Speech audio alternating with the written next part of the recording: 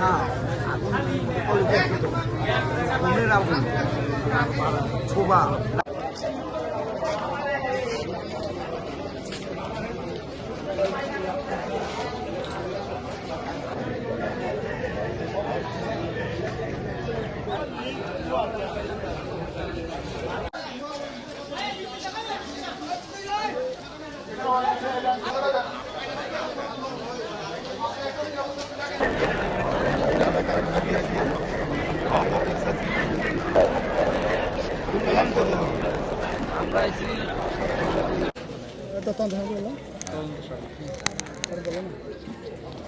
চারটা 10 মিনিটের সময় ফায়ার সার্ভিস সিভিল ডিফেন্সের কন্ট্রোল রুমে সংবাদ আসে নাজিমউদ্দিন রুটে ফার্নিচার দোকানে আগুন লাগে।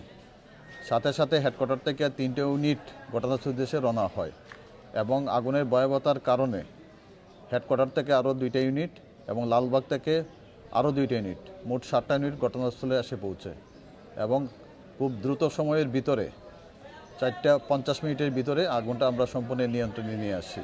ব্রিথিং অ্যাপারেটাস পরে ফায়ার সার্ভিস সিভিল ডিফেন্সের রেস্কিউ টিম খুব দ্রুততার সাথে 3তলা 4তলা এবং 5তলা থেকে মোট 18 জন লোক উদ্ধার করে আমাদের ফায়ার সার্ভিসের অ্যাম্বুলেন্স যোগে ঢাকা মেডিকেলে প্রেরণ করা হয়।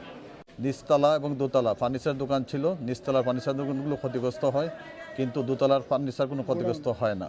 আবাসিক ভবন ছিল।